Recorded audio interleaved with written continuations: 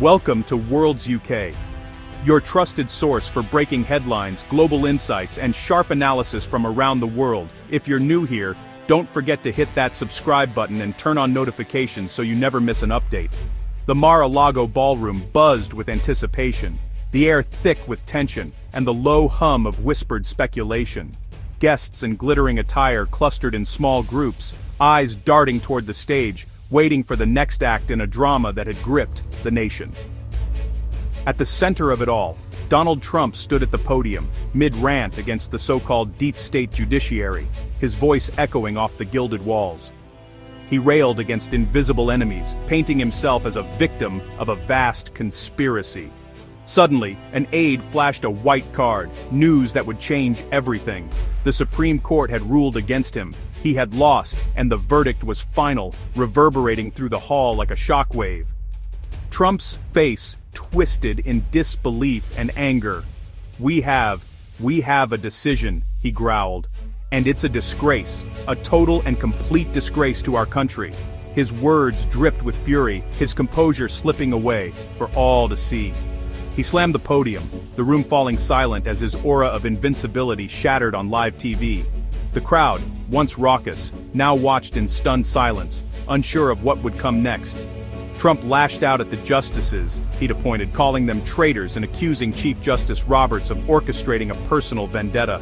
His anger was directed at those he once trusted most. For Trump, loyalty was everything. Seeing his own appointees rule on principle, not allegiance, was an unforgivable betrayal. The sense of isolation grew as even his inner circle exchanged uneasy glances. The meltdown was raw and revealing, exposing a leader confronted by the limits of his power. The mask of control slipped, replaced by a rare vulnerability. His supporters roared, echoing his outrage, but outside the ballroom, a different reality was taking hold. The world beyond Mar-a-Lago was watching, and the narrative was shifting. The Supreme Court had reaffirmed a core principle: the power to tax and regulate commerce belongs to Congress, not the president. The checks and balances of American democracy had held firm. The decision was a thunderclap, shaking the very foundations of Trump's authority. It was a moment that would be studied for years to come. The world watched as the myth of absolute executive power crumbled in real time. News outlets across the globe broke into special coverage, analyzing every detail. The implications for American governance would be profound and lasting, marking a turning point in the nation's history, and a reminder that no one, not even an emperor, is above the law. The legal battle began in February 2025, when President Trump declared a national emergency over trade deficits and unilaterally imposed sweeping tariffs. His administration claimed these measures would protect American jobs and force better trade deals, touting strong GDP growth as proof. For his base, it was a promise kept.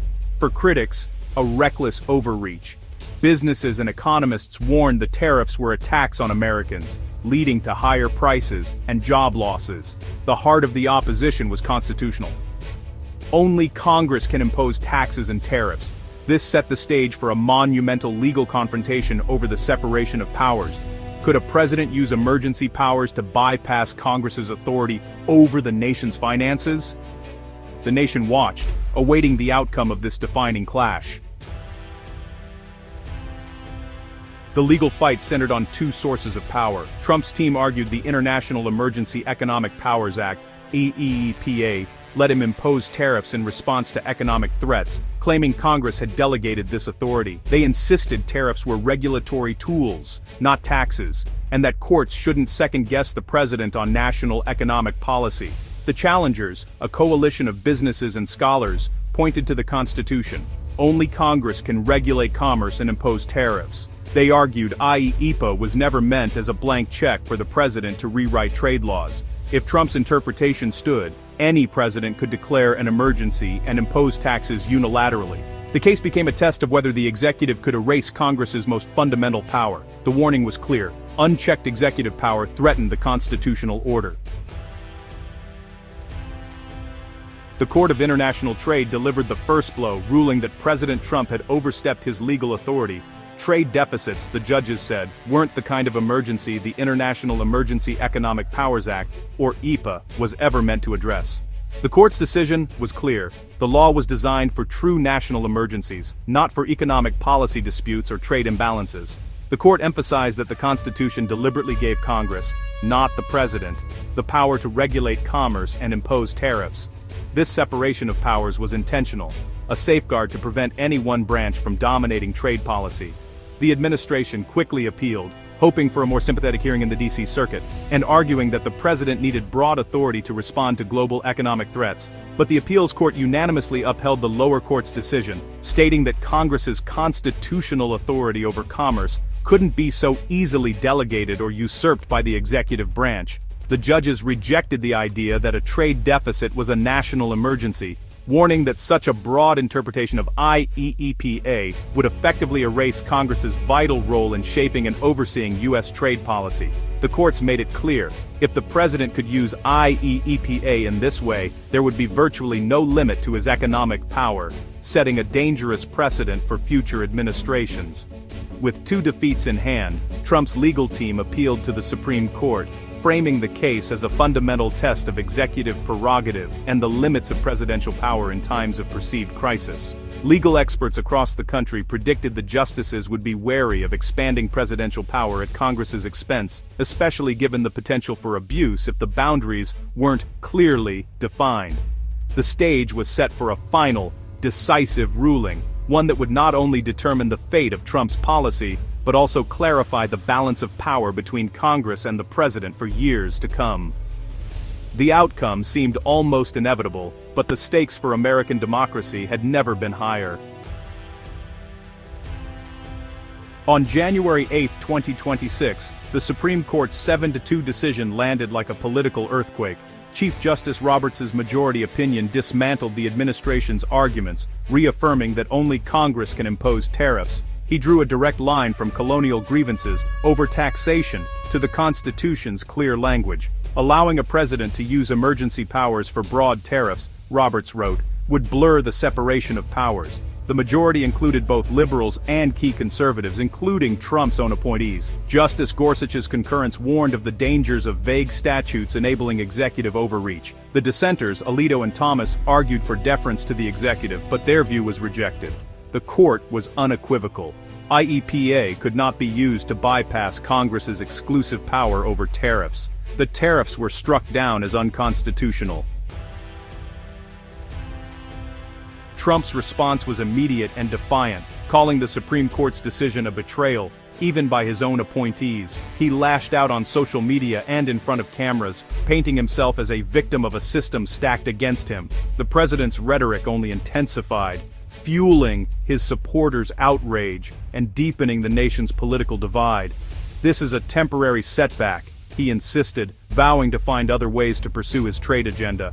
He promised his base that he would not back down, and that new strategies were already in motion. His administration scrambled to control the narrative, with Treasury Secretary Dissent downplaying the economic impact and promising to explore new legal avenues. Officials worked overtime to reassure markets and allies, insisting the president's vision remained intact. The message: relentless persistence, despite a major constitutional defeat. Inside the West Wing, aides doubled down, determined to project strength and unity in the face of mounting legal obstacles. The ruling followed another Supreme Court setback for Trump, blocking his attempt to deploy the National Guard in Chicago. The administration's efforts to expand executive authority were repeatedly stymied by the courts. Even conservative justices were drawing a line against executive overreach, signaling that loyalty to the Constitution outweighed political allegiance. The courts had become the primary battleground for checking Trump's power. Legal challenges mounted, and each decision set new precedents for the limits of presidential authority. As of this month, nearly 370 cases challenge his administration's actions. The sheer volume underscored the unprecedented legal resistance he faced. In 149, courts have blocked illegal executive moves, sending a clear message that the rule of law would not be ignored. The tariff decision was the most significant victory yet for those resisting the expansion of presidential power. It energized activists and legal advocates across the country. The judiciary had proven itself a formidable check on the executive, standing firm in the face of political pressure and public scrutiny. The battle lines were now unmistakable: with the courts and the presidency locked in a historic struggle over the future of American democracy. The Supreme Court's decision sent shockwaves through the economy, bringing relief and uncertainty. Businesses that had paid tariffs for nearly a year now awaited refunds, potentially tens of billions of dollars. For consumers, prices on many goods were expected to fall, easing inflationary pressures. Economists saw the ruling as a win for purchasing power, though supply chain disruptions lingered. The decision also undercut Trump's claims of economic success. Job growth had slowed in sectors hit by tariffs. The future of trade policy now returned to a divided Congress, raising the risk of gridlock or, perhaps, bipartisan compromise. International partners watched closely, hoping for de-escalation of trade tensions. The ruling created both opportunity and uncertainty for the global economy. America's trade future was suddenly wide open. The Supreme Court's decision split the nation along familiar lines. Democrats and some Republicans hailed it as a victory for the Constitution and the rule of law. Business groups celebrated, calling it a win for families and the economy. Trump's supporters, meanwhile, erupted in outrage, denouncing the justices as traitors and calling for impeachment. Social media buzzed with accusations of betrayal and political conspiracy. Polls showed a majority agreed with the ruling, but a vocal minority saw it as an attack on strong leadership. The debate dominated news cycles and dinner tables, deepening the nation's divisions. The ruling settled nothing. If anything, it only moved the battlefield. The path ahead is uncertain and fraught with conflict. Trump's furious reaction signals he'll double down, testing new statutes and executive powers, guaranteeing more legal battles. His attacks on the judiciary will likely intensify, threatening public trust in the courts. The Supreme Court, meanwhile, stands as the ultimate constitutional check, but now finds itself in the crosshairs of a populist president. The justices must navigate these challenges to maintain their integrity and authority. Recent cases show the far-reaching, sometimes unintended, consequences of the court's decisions. The nation now watches as the Constitution meets a president who rejects any constraint on his power. This case is just one chapter in an ongoing struggle over American governance. The road ahead will be defined by legal challenges, political rhetoric, and a test of democratic resilience. The story is far from over.